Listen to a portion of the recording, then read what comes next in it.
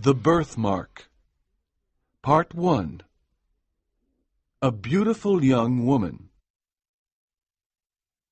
During the last part of the 18th century, there lived a man of science. One day he left his laboratory because he had found a beautiful young woman who became his wife. Almer loved his young wife very much, but his real passion was science and the mysteries of nature.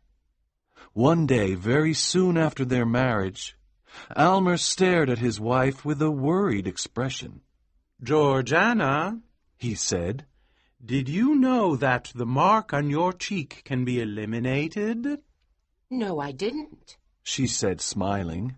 "People have called it a charm, and I believed it." "Perhaps on another face it could be a charm, but not on yours. No, dearest Georgiana, your beauty is almost perfect. But I hate that birthmark." "You hate it?" exclaimed Georgiana, who started crying. "Then why did you marry me? You cannot love me if you hate my birthmark." In the center of Georgiana's left cheek there was a strange red mark. It had the shape of a very tiny human hand. In the past, young men had liked the tiny hand. They said a fairy had put her tiny hand on her beautiful cheek. Some envious young women said that it destroyed Georgiana's beauty. Before their marriage, Almer did not think about the birthmark. But now it had become a frightening obsession. Georgiana's beauty was almost perfect, and he could not tolerate this defect. It was an imperfection of nature. It was nature's way of showing that we are only mortals. Their happiness was ruined by this birthmark. When Almer woke up in the morning and opened his eyes, the first thing he saw was Georgiana's crimson mark. When they sat together by the fire in the evening, his eyes always looked at the birthmark on Georgiana's cheek. It was the mark of her imperfection. Georgiana shuddered when Almer looked at her, and the pink color of her cheeks turned white, and the little red hand became more evident. It looked like a red ruby on a white stone. Late one night, Georgiana said, "My dear Almer, do you remember anything about a dream you had last night? A dream about this horrible little hand?" "No, I don't," replied Almer, who was surprised. But then he added coldly, "Maybe I did dream about it, because before sleeping I thought about the hand." "And you dreamed about it?" continued Georgiana, who was almost crying. "It was a terrible dream. How can you forget it? How can you forget this sentence? It is in her heart now, and we must take it out. Do you remember the dream?" Almer now remembered his dream. He dreamed that he was with his servant, Aminadab. He was trying to remove the red birthmark. But as his knife went deeper into the cheek, the little hand went deeper and deeper. At last the little hand caught Georgiana's heart, and Almer wanted to cut it away. When he remembered the dream clearly, Almer felt ashamed. The truth often comes out in our dreams. Until now, he did not realize that the birthmark had had a terrible influence on him. "Almer," continued Georgiana seriously, "what can we do to eliminate this birthmark? Maybe it will cause a deformity, or perhaps the mark is as deep as life. But can we eliminate it forever?" "Dearest Georgiana, I have thought about this a lot, and I am sure it can be eliminated." "Oh, then please do it. I am not afraid of the risk, because life with this birthmark is awful. Either eliminate it or take my life. You are a great man of science.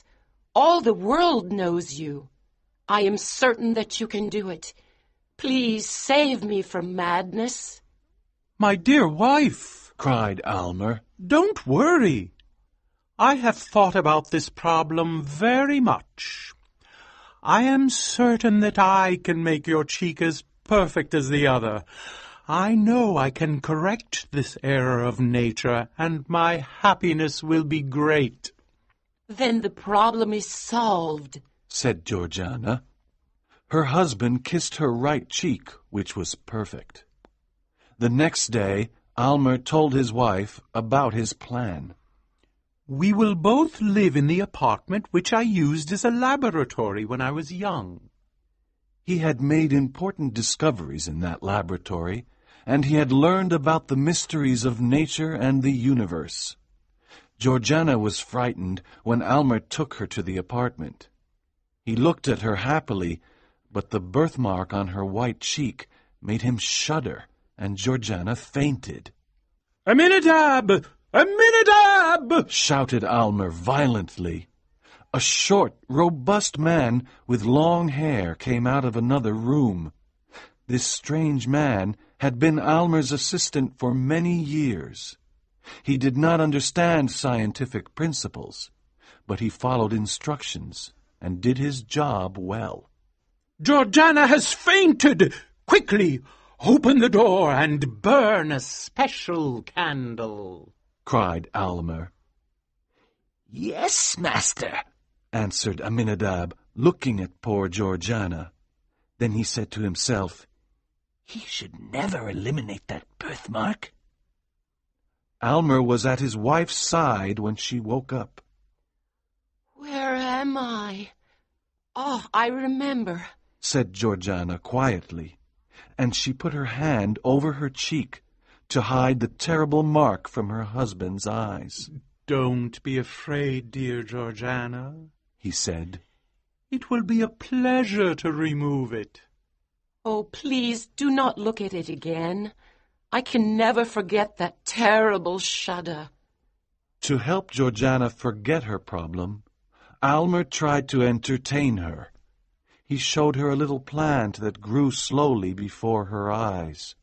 When a lovely flower appeared, Georgiana exclaimed, It's magic! I won't touch it. No, you can touch it. Pick the flower and enjoy its perfume. But when Georgiana touched the flower, the plant died immediately, and its leaves became black. Then Almer decided to create her portrait on a piece of metal. He used a scientific process that he had invented. The result was frightening, because the portrait was difficult to see, but the birthmark was clearly visible. Almer was angry and threw the piece of metal away. He soon forgot these failures and continued studying science and making experiments. He often went to Georgiana and told her about the mysteries of science and about the history of alchemy. He told her that science could do many incredible things, and it could easily remove the little hand from her cheek. When Almer mentioned the birthmark, Georgiana was always very unhappy. Almer worked many hours in his laboratory with the help of Aminadab. One day he showed his wife a small crystal ball. What is this? asked Georgiana, looking at the small crystal ball with a gold-colored liquid. It is very beautiful. It looks like the potion of life. In one sense it is. It is the potion of immortality. It can prolong life or destroy life. Why do you keep such a terrible potion? asked Georgiana in horror. Oh, don't worry, dearest Georgiana, replied Almer. Look at this powerful cosmetic for the skin. Are you going to use it on my cheek? asked Georgiana. Oh, no. Your cheek needs something that will go deeper, much deeper. When she looked in the mirror and saw the red birthmark, she hated it more than anything.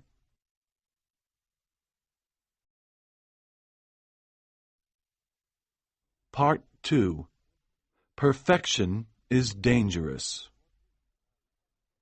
While Almer worked in his laboratory, Georgiana looked at the books in his library. They were books by scientists, poets, and philosophers. But the most interesting work was a big book written by her husband, in which he wrote down every experiment of his scientific career. The book was the history of his intense and ambitious life. As Georgiana read it, she loved Almer more and more. She knew he was a great scientist. However, many of his experiments were failures, and this made her very sad. One day she put her face on the open book and started crying. When Almer entered the room and saw her, he said, "It is dangerous to read a wizard's books." Now that I have read this book, I adore you more than ever, said Georgiana. "Ah, but wait for this success," he said, "and then adore me if you want. But now I would like to hear your beautiful voice. Please sing to me, my dearest." So Georgiana sang, and Almer was very pleased. Then he returned to his laboratory. But Georgiana had forgotten to tell her husband about a strange sensation she had felt on her left cheek for the last 2 or 3 hours. So she entered into her husband's laboratory for the first time. The first thing she noticed was the furnace with its intense fire. All around the room there were tubes, cylinders, and other scientific instruments. The air was filled with strange vapors and odors. But what really surprised her was Almer himself. He was as pale as death and worried as he prepared a strange new potion. He was so different from the man she had seen a few moments before. "Carefully, Aminadab, carefully!" he cried. "This is a very important moment." "Oh," said Aminadab. "Look, master, look!" Almer raised his eyes quickly and became very angry when he saw Georgiana. He went to her and took her arm. "Why did you come here? Don't you trust your husband?" he cried angrily. "Now go away." No, Almer. said Georgiana firmly. You don't trust me, and you don't tell me your worries about this experiment. I will accept all the risks. "No, no, Georgiana," said Almer impatiently. I will drink any potion you give me. I trust you completely. "My dear wife," said Almer, "you must know that this red hand is deep inside you. There could be danger." Danger? There is only one danger, that this horrible birthmark remains on my cheek. cried Georgiana. Remove it, or we will both go mad. "Your words are very true," said Almer sadly. "And now, please go back to your rooms. The potion will soon be tested." When Georgiana returned to her rooms, she thought about Almer's noble character and his great love for her. He wanted her to be perfect because he loved her so much. Her thoughts were interrupted by Almer's footsteps. He carried a glass with a bright, colorless, transparent liquid. He was pale, but didn't seem worried or afraid.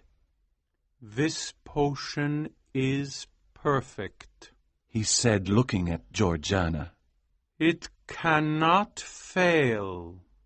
My dearest Almer, life has become very difficult.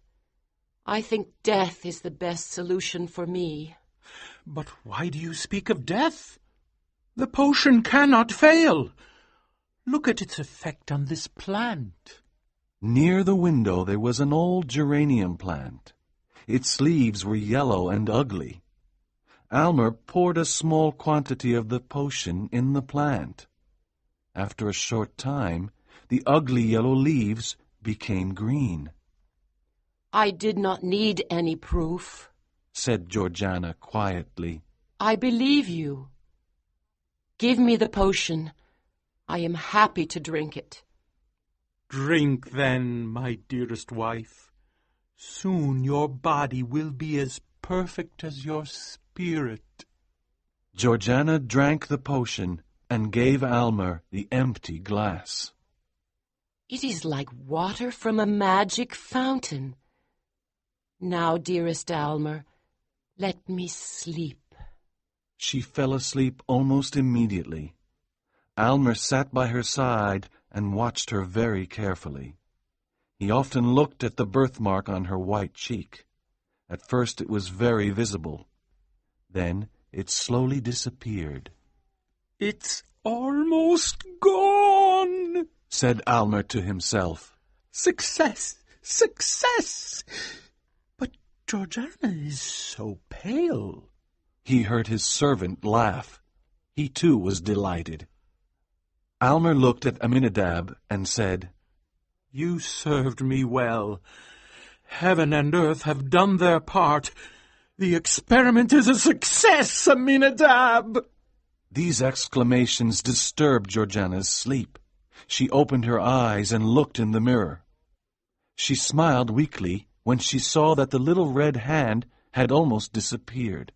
Then she looked at Almer. She was worried. My poor Almer, she said quietly. Poor? No! I am the richest and happiest man, and you are my splendid wife. Now you are perfect. My poor Almer, she repeated lovingly. You have done your best. Your intention was very noble, but now I am dying. It was true. The fatal hand was linked to Georgiana's life. When it disappeared, Georgiana's life disappeared too, and so she died. Almer had wanted perfection, but he did not realize that perfection was not part of this world. And so he lost the woman he loved and destroyed his happiness forever.